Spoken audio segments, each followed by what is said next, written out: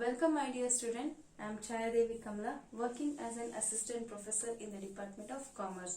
Today we shall learn a new concept called as database system under the chapter decision making. You may wonder how the technology can help us in taking the decision. Of course the technology will help us to take the business decisions. Such technology is called as database system.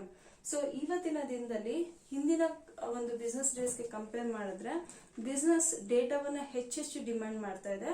So ಹೆಚ್ಚು data collect ಮಾಡ್ಕೊಂಡಷ್ಟು more intelligence create ಆಗುತ್ತೆ. ಆ create ಆದಂತಹ intelligence ನ use ಮಾಡಿಕೊಂಡು business ನ ನಾವು ಒಳ್ಳೆ ಡಿಸಿಷನ್ಸ್ ತಗೋಬಹುದು, ಹಾಗೆ ಬಿಸ್ನೆಸ್ ನ ಸ್ಮೂತ್ ಆಗಿ ರನ್ ಮಾಡಬಹುದು. So in order to take the better decision, business are demanding more and more data. So ಇಂತಹ ಹೆಚ್ಚು ಡೇಟಾವನ್ನ ಕಲೆಕ್ಟ್ ಮಾಡ್ಕೊಳ್ಳೋದಕ್ಕೆ ಹಾಗೆ ಬಿಸ್ನೆಸ್ ಏನ್ ಮಾಡ್ತಿದೆ, ಹೆಚ್ಚು ಅಮೌಂಟ್ ಅನ್ನ ಕೂಡ ಇನ್ವೆಸ್ಟ್ಮೆಂಟ್ ಮಾಡ್ತಿದೆ ಡೇಟಾಬೇಸ್ ಸೊಲ್ಯೂಷನ್ಸ್ಗೆ. ಹಾಗಾದ್ರೆ ಇಂತಹ ಈ ಡೇಟಾಬೇಸ್ ಅನ್ನ ನಾವು ಏನಕ್ಕೋಸ್ಕರ ಯೂಸ್ ಮಾಡ್ತೀವಿ ಬಿಸ್ನೆಸ್ ನಲ್ಲಿ ಅಂತಂದ್ರೆ, very first point is that will use the database system for tracking the business transaction. So business transaction track ಮಾಡೋದಕ್ಕೆ ಅಂದ್ರೆ business transaction ಹೇಗೆಲ್ಲ ನಡೀತಿದೆ, is it running profitably or demand ತುಂಬಾ ಡಿಮ್ಯಾಂಡ್ ಕ್ರಿಯೇಟ್ ಮಾಡ್ತಿದ್ಯಾ, ಯಾವ ರೀತಿಯ ಒಂದು ಟೇಸ್ಟ್ ಕನ್ಸ್ಯೂಮರ್ ಎಕ್ಸ್ಪೆಕ್ಟ್ ಮಾಡ್ತಿದ್ದಾರೆ, ಈ ಸಲ ಬಿಸ್ನೆಸ್ ಟ್ರಾನ್ಸಾಕ್ಷನ್ ಟ್ರ್ಯಾಕ್ ಮಾಡ್ಲಿಕ್ಕೆ ನಮ್ಗೆ ತುಂಬಾ ಹೆಲ್ಪ್ ಮಾಡುತ್ತೆ. And the second one for the smooth running of our business. Data ಹೆಚ್ಚು ಕಲೆಕ್ಟ್ ಮಾಡಿದಷ್ಟು ನಾವು ಬಿಸ್ನೆಸ್ ನ ಒಳ್ಳೆ ಒಂದು ಟ್ರೆಂಡ್ ನಲ್ಲಿ ಕಂಟಿನ್ಯೂ ಮಾಡ್ತಾ ಹೋಗ್ಬೋದು. And more over very important is that data ಹೆಚ್ಚಿಗೆ ಕಲೆಕ್ಟ್ ಮಾಡಿದಾಗಲ್ಲ ಒಳ್ಳೆ ಕಾನ್ಫಿಡೆಂಟ್ ಆಗಿರುವಂತಹ ಡಿಸಿಷನ್ ನ ಬಿಸ್ನೆಸ್ ಅಲ್ಲಿ ತಗೋಬಹುದು.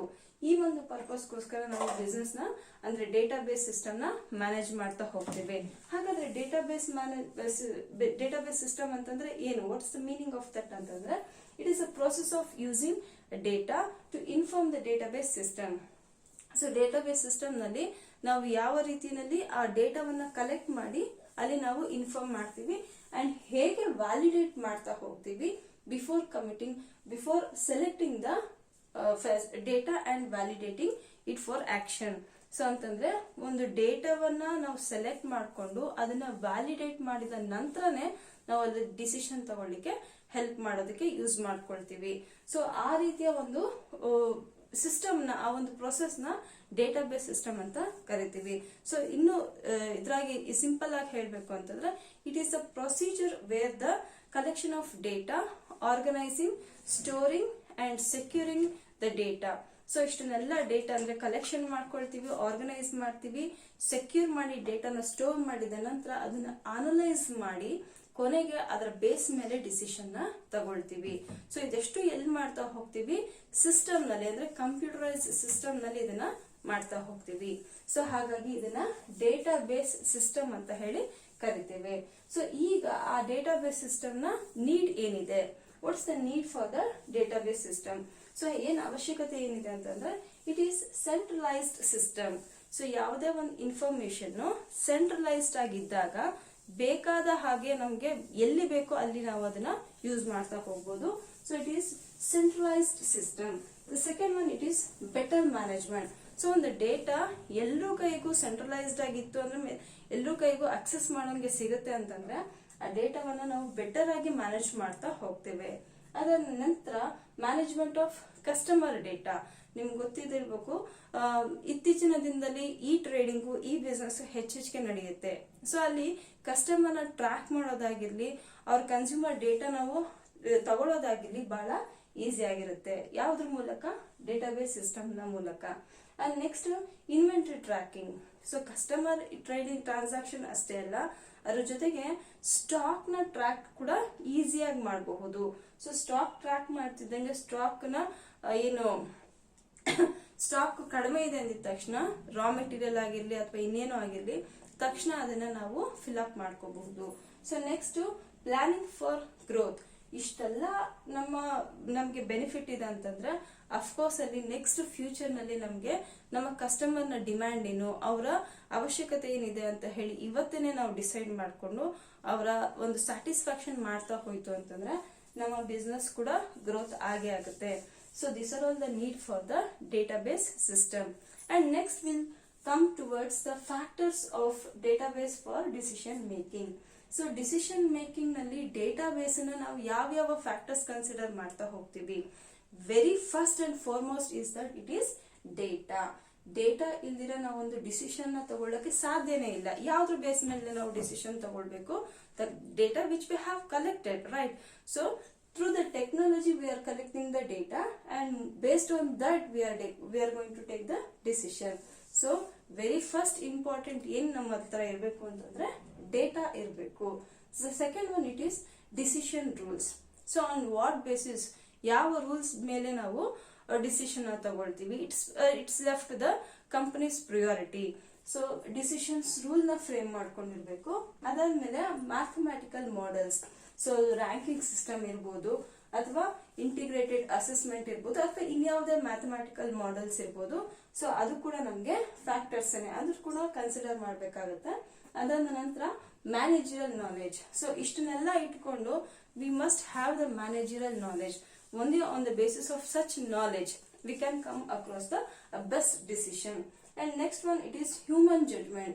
So whatever the system does, the ultimate decision will be taken by the human resource. Of course alva decision ಏನೇ ಇರಬಹುದು system ತಗೊಂಡಿರೋದು, ಆದ್ರೆ ಅಲ್ಟಿಮೇಟ್ ಡಿಸಿಷನ್ ತಗೊಳ್ಳೋದು ಹ್ಯೂಮನ್.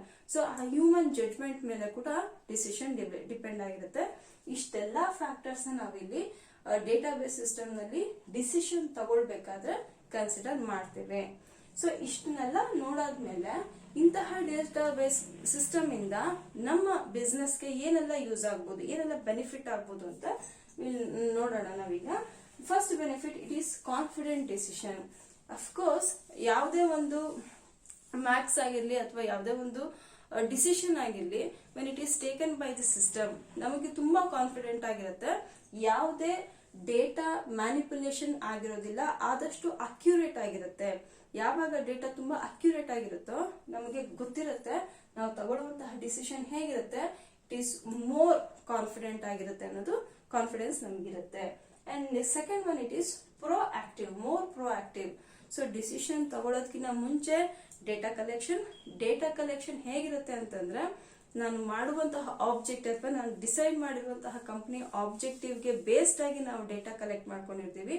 ಡಿಸಿಷನ್ ತಗೊಳ್ಳೋದಕ್ಕಿಂತ ಮುಂಚೆನೆ ಪೂರ್ವಭಾವಿಯಾಗಿ ಆದಷ್ಟು ಯಾವ ಡೇಟಾ ಬೇಕು ಕಲೆಕ್ಷನ್ ಮಾಡಿ ಅದನ್ನ ಆರ್ಗನೈಸ್ ಮಾಡಿಕೊಂಡು ಅದಕ್ಕೆ ತಕ್ಕ ಹಾಗೆ ನಾನು ಡಿಸಿಷನ್ ತಗೊಂಡಿರ್ತೀನಿ. ಸೊ ಡಿಸಿಷನ್ ತಗೊಳ್ಳೋದಕ್ಕಿಂತ ಮುಂಚೆನೆ ಆದಷ್ಟು ಅಂದ್ರೆ ಸಾಕಷ್ಟು ಕೆಲಸವನ್ನ ಇಲ್ಲಿ ನಾವು ಮಾಡಿರ್ತೀವಿ.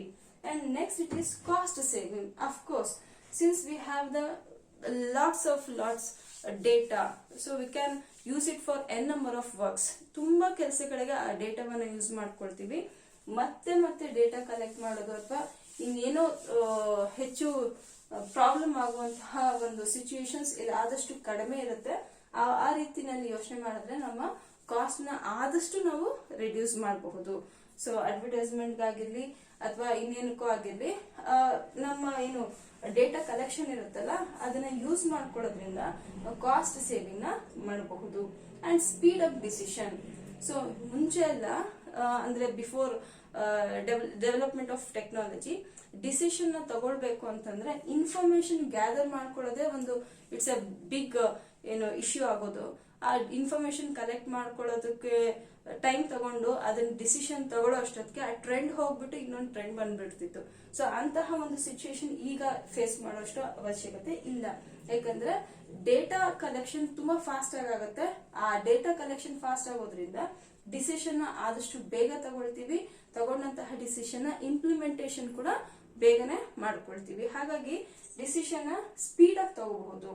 And the last one it is security of data. Whatever the data we have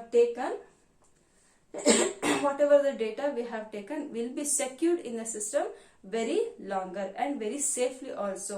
So intaha database management system na we'll use it for our decision making purpose. And thank you.